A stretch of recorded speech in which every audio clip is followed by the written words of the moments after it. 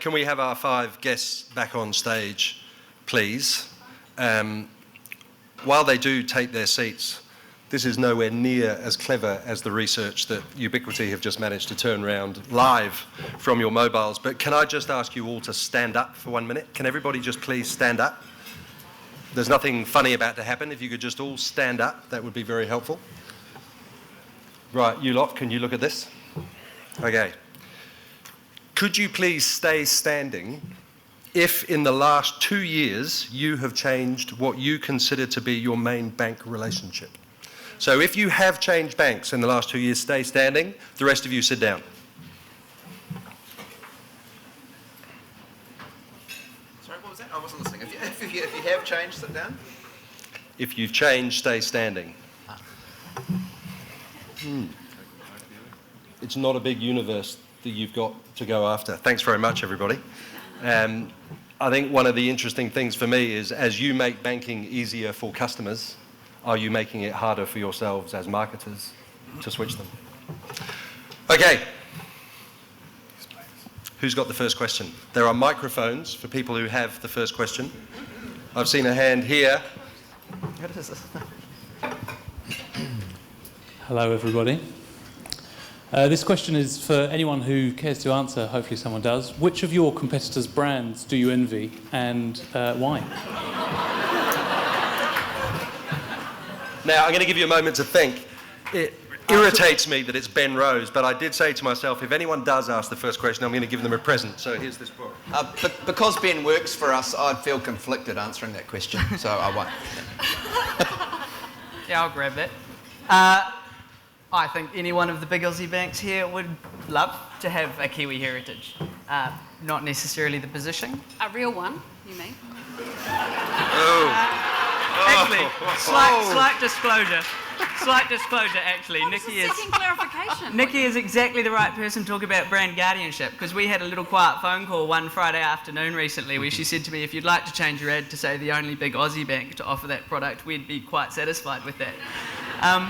But we have Kiwi heritage. The claim is much harder for us, and I think Kiwibank's done a good job of ensuring that positioning. So my honest answer would be I'd love some of the things Kiwi can claim.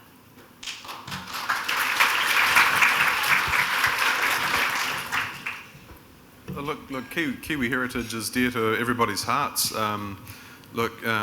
Just because you're new on the scene and haven't been around for 100 or so years, doesn't make it any different, I guess. But what I would say though, is that we actually asked our customers this very question, right? So we said to them and went and did extensive research on what was most important to them. Being Kiwi was on the list, but it was down at number 12. I'll ask a quick question. I'll ask a quick question to everybody other than Nikki. Was that So other than Nikki, to the others of you on the stage, if you had the mandate and the budget to change the name of your bank, would you? No. No. That's easy. No, absolutely Bullshit. not. I mean, the ASB brand has got a rich and proud heritage, particularly in Auckland, obviously, but more recently throughout New Zealand. Why would you do that? Good answer. I was only asking. Silly man. This is a much better start than I thought it was going to be. This is great. Okay, next question. Thank you. If there's somebody, can you get a microphone? You don't need a microphone. You work for an agency? Oh, no, I'm not actually. I've got a question. So I was one of the people standing at the end, changing banks. So I changed banks last year, purely because I bought a house. We were with, I'm not mentioning any names, but we were with a certain bank for 10 years. And then we bought a house, and the existing bank did not want to match the mortgage rate. So we talk about 0.1%, whatever we were talking about. So how do you you build all these brands, but how do you in the end, still make sure that you can contract some of those things, and you actually do make sure that the customer is central? Because that was, for me, was like a massive cock-up in a way from this bank, because we were really, really loyal customers, and we had all our business, and we changed everything over to the other bank. So what's the question? Sorry. What is the question? So I had then 3 wines. So the question was, how do you as marketeers make sure that the customer does actually stay central throughout the whole organization, and you kind of prevent those kind of things from happening? Because I assume it happens quite a lot in banking. Yeah, sure. Look, I mean, we're in business, right? It doesn't matter whether you're selling ice cream, selling tyres, whatever you're doing. Our job ultimately is to win customers, win their business, create advocates out of them, and hopefully they'll tell other people about it. So we're all trying to do the same thing, and we all want switching to be easier, but we all don't want it to be easier either, just in case they do go. So we've got quite a conundrum in the banking environment. And this comes back to branding, right, and the experiential part of branding. If you get the experiential part of branding right, then, and you are listening to your customers, to Mr. Healy's point, and actually doing something about that in a way that means something to them, and I'll put it out there that actually they don't care about us as banks, they care about buying their houses for their families, they care about saving money so that they can go and do those great things. If we get and tap into that properly and then execute properly on that, we'll win and retain our customers.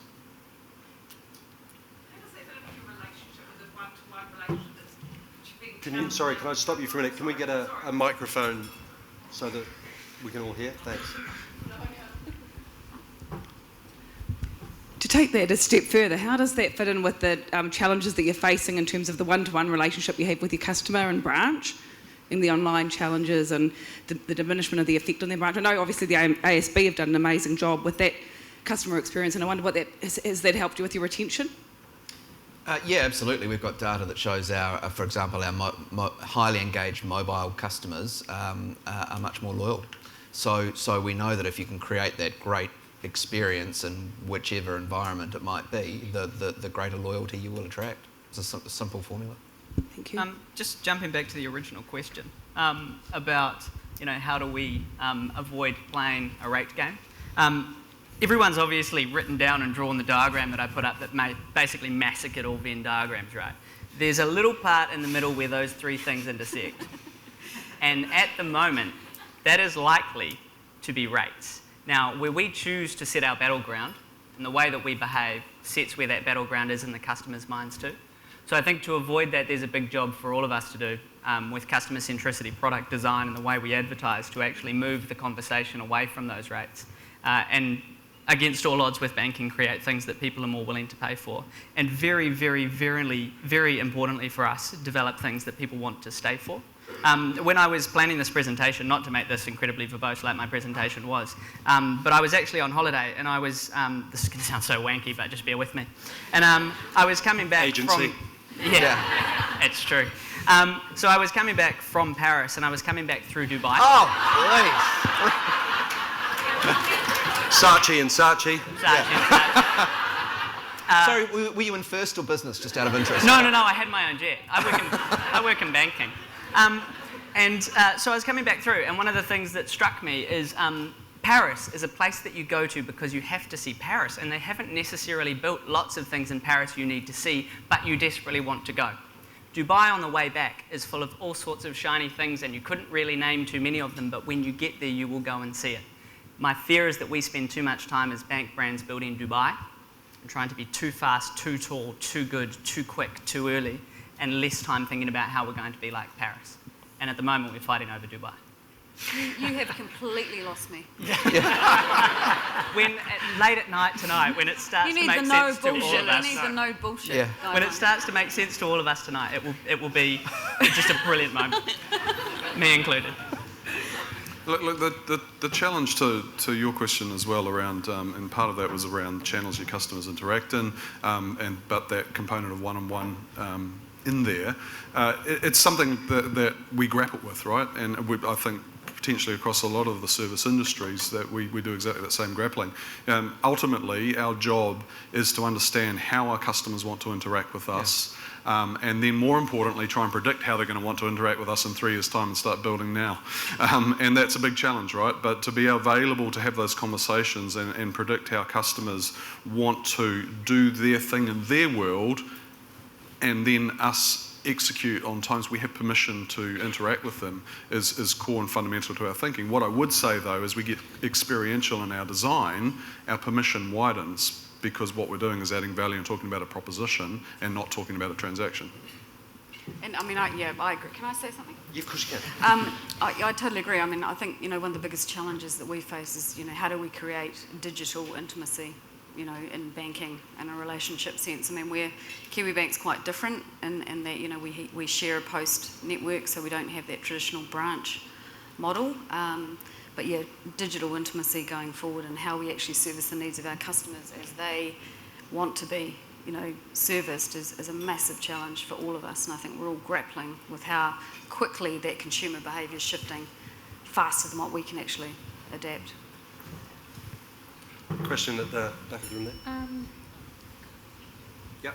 Hi, Nikki. This is a question for Nikki. I loved how you described Kiwibank customer experience as the brand, or brand as customer experience, and I think a lot of people say that, but I was wondering, how are you at Kiwibank actually doing that? How are you taking brand out of the marketing department?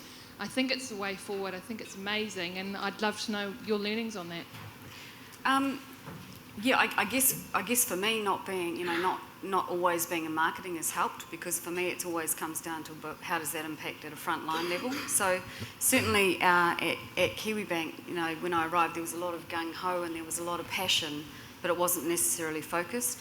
So simply what we've done is create an urgency internally around, the need to earn the love of our customers, and creating that single organising focused idea around that, and then we started to acknowledge that we had a problem around customer satisfaction, because when you're moving as fast as what we move and you're growing and you're growing and growing, sometimes you can get tied up in your own hype. So I certainly took the charge on that in terms of breaking some of the myths that actually we weren't as good as what we thought we were, and why don't we just focus all that energy around improving that customer experience. So it's a long, hard graft, but someone's got to lead the charge, and you've got to be really consistent at reinforcing over and over and over that it's all about, every single touch point and fixing some of the stuff that's not sexy, but making it work properly. Another question over there. Just actually following on from that, because there was quite a bit of stuff about the internal culture, and Roger showed a video on the like loan, and I wonder what the audience was for that and how you used that. Was that an internal kind of positioning to build that brand? And yes, the importance of making sure that all the touch points are consistent for the experience, but actually tactically, what have you done to change that culture internally? And I've heard stories about ANZ and doing a really good job of doing that, and I'm really keen to hear what anyone's got to say about how they did that. Okay, well, in answer to your question about the Like-Line clip that we played, that clip was just really a summation, if you like, of a program that we ran in social media to, as the clip explained, to promote some loans that we gave away over 4 Wednesdays in a row, where the more people that liked the particular loan offer that we had, the lower it went, and then somebody went in the draw to win that loan. So that was a purely social media centric tactical activity, and it worked phenomenally well for us, and we got huge interest. If I can join the dots on your question about how we're flowing that through to culture, that little shot that I did right at the end of the war room that was created out of Saatchi's, that was where that actual event was run live, and we had all sorts of people in there looking at how the liking was going, if you like, and tracking where we were going to go and where we were going to pull out, and actually have that as the baseline rate. But in terms of what we're doing around culture and internal engagement for us as an organisation, and I agree with every other speaker that is absolutely critical, because if you don't have your staff engaged and every single person in the organisation believing in what you're doing, that is a tremendous, powerful force that you're missing out on if they're not fully engaged and behind what you're doing.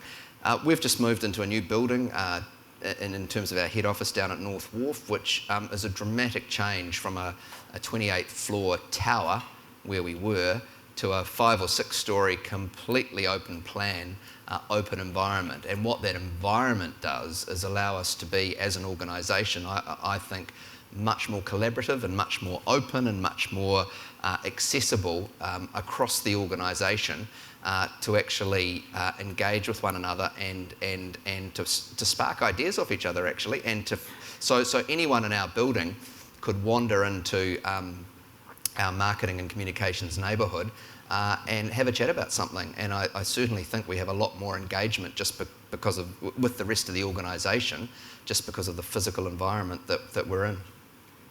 I can comment from an ANZ perspective on that.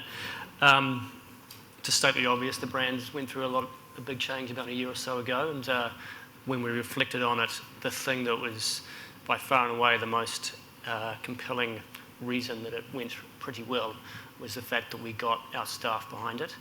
And it actually created it was a great catalyst for the organisation, because it gave staff a huge amount of self-belief in the brand. And when we had 2 different brands under one organisation coming together, that was obviously, a really important thing. And I think, probably the key reason, or the key way that we did that was just by essentially making staff feel like they had the responsibility for the brand. They were going to be the ones that the success rested on.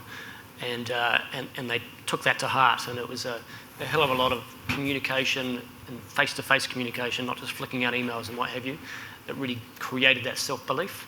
And through going through such a defining event, it really lifted that sense of ownership of what the brand stands for and what the brand is in the organisation.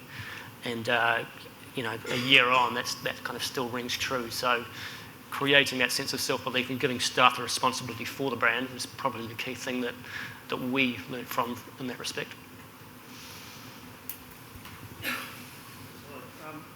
I'm not actually in the industry or associated with the industry anymore, and I'm interested, you've all talked about customer centricity as being a key core value, core brand value. I'm not sure I believe you, because I think if we were to actually take that poll out to the rest of New Zealand, I think you'd see a completely different skew in the results. Could you each answer individually what you personally are doing to understand what customers think and what they feel and experience in the bank? I can start that. Yep. Look, I think if you just step out backwards for a second and widen out, I think in a way you're right. As an industry over time, I think we're moving from, as my colleague would say, moving from telling and selling into experiencing and engaging. And so I think we're going there as industry, and you can't do that successfully unless you understand what's at the heart of it. And as brands evolve, and when you're in a high growth territory for a while, it can be a little bit easy, but once you're on a level playing field, it's a lot harder. You have to look for that differentiation. So second part of the question, what is B&Z doing? We do an amazing amount of research as a company, and we've got a great team who sit there, and we've got a huge panel. I didn't mean you as an organisation, I mean you personally. What are you personally doing to understand what your customer experience really is? Sure. Well, I am a customer. I also talk to my customers, who happen to be also my wife and my friends and my family, and you can't help but experience it. I also happen to have been a customer of 3 different banks, so I also happen to have had the experiential privilege, I guess, of doing that in that way. As a brand custodian, I go out and I talk to customers and I talk to staff personally.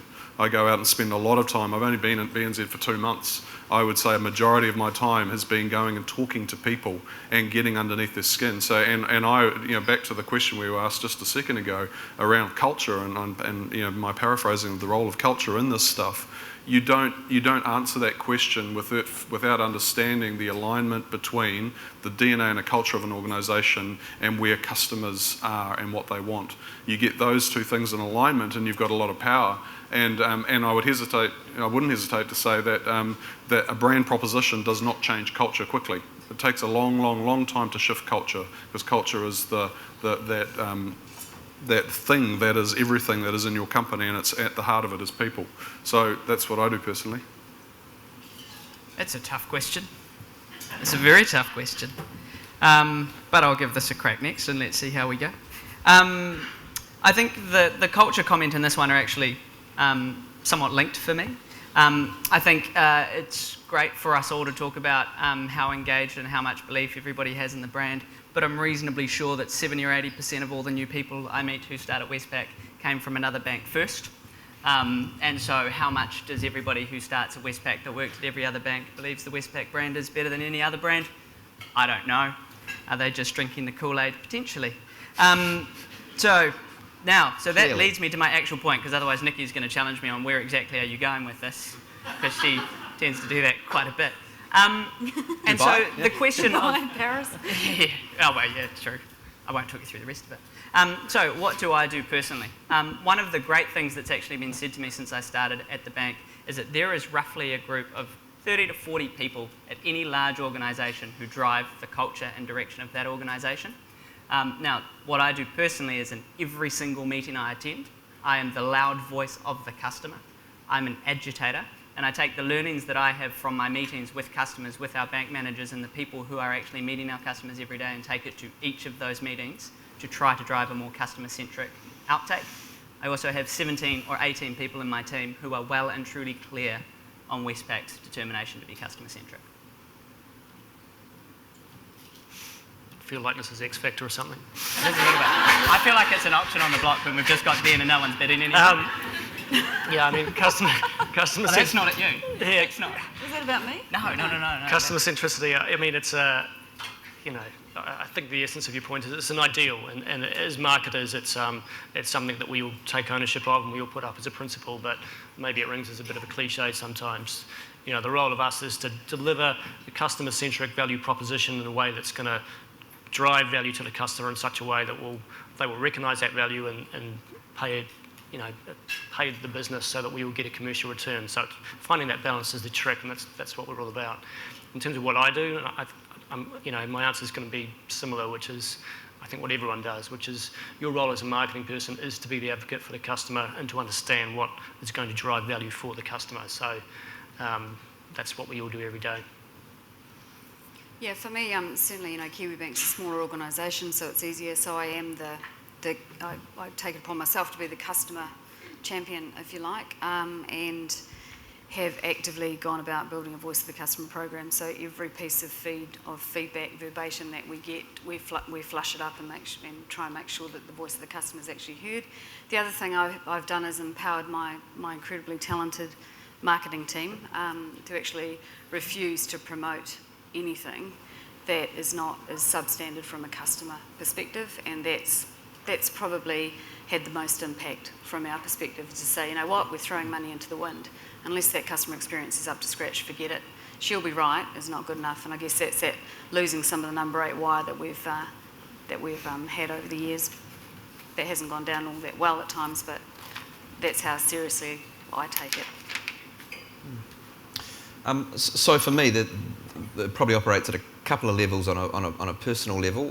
One is there's a group of very experienced senior and mid-management banking executives within our organisation who know our organisation really well and are in roles that are very close to the customer, and I deliberately make a point of catching up for coffee with a variety of them, or in just having a corridor conversation with them, and we have an understanding that they'll be brutally honest with me and I'll be brutally honest with them about what's going on, what sort of noise they're hearing out of our customers, and that's a very important conversation that I have on a fairly regular basis. And then on our executive, we're each actually allocated a physical region of New Zealand that we adopt, if you like, to take a special interest in. So I have Wellington and the top of the South Island and the west coast of the South Island. So I am frequently in Wellington, not so frequently in the other parts, but I do get to those regions. And so I have a good rapport and relationship with those branch staff and branch managers. I get into those branches and chat to them about what customers are saying. But more importantly, I actually chat to customers when I'm in those environments. And that's invaluable in terms of the anecdotal commentary and feedback that you hear. I know it's not scientific, and we have scientific data and quantitative research up the wazoo, but those first-hand conversations are invaluable. I work in automotive, which is slightly ahead of politics, prostitution and banking in terms of customer trust. Disagree. Cars are awesome. My question for you was, in terms of this whole brand experience and the introduction of digital intimacy, what's the future of the store environment in terms of brand fulfillment? I'll go first if you like. Look, I mean, I think it's funny. The store or the branch, it seems to go full circle and then back the other way. They've kind of come in and out of favour, and I think all of the banks here are spending hundreds of $1 millions on their branches, or just have over the last few years, so it doesn't feel like it's kind of on its last legs yet. I think it comes down to the point I made earlier, that when you need to make a significant decision about not what bank account to have, but how to finance a home, how to finance a business, how to invest in your future as a family, that's a difficult conversation to have over any form of digital communication. There's still that degree of intimacy implies a degree of trust and a degree of relationship, and an individual is often required to have that. Whether that individual needs to be in a physical branch environment, maybe that's up for discussion, but it feels like there's always going to be a role for a direct human relationship when so much trust is involved. I think you're going to see, I think there's quite a substantial change happening in terms of the nature of the conversation that happens in the branch. And I actually think, if we were to fast forward 5 years, I'd say that the dollar value of the conversation, if you like, in terms of the nature of the transaction, is going to be a much higher level in branch. So you'll go in and have a conversation about a mortgage, whereas you won't go into a branch to necessarily set up an automatic payment, because you can do that online or on your mobile or wherever. So the value of the conversation and the significance of the conversation that occurs in the branch is going to be much more significant to the bank as a proportion of total transactions than they are now. I'd also add to it, and I think it links back to the last question, and having had the same conversation with our property people and our distribution channels, the honest answer is when our customers don't want it, we'll get rid of it, I guess. But whilst they want it and need it, and we've done the research as well that says that, even you take young people as a category, for example, the research actually says that whilst they want to be digital, they still want to have that initial conversation face to face. So we've got to set ourselves up in a way that I think we're far more modular and we're a bit more plug and play, so that the types of conversations we have can be had in a way that's different. And whilst the customers say, actually, I want to do some things face to face, then we need to be there, but we need to be creative and smarter and not lock ourselves into physical real estate just for the sake of it. And it's an organic thing that we just need to be a little bit more agile in, I guess. We're going to have to call it a day there. Thank you very much to everybody who asked questions, and thanks very much for answering them. Thanks so much again to the speaker panel. I do think it's fantastic that they've done what they've done today. I hope other categories can be persuaded to do this, because I think there's been a richness of content by having all of them here, so thank you very much. Thanks to all of you. There's other things going on in marketing land tonight in Auckland. The fact that 300 of you came and got involved is great. Thanks very much.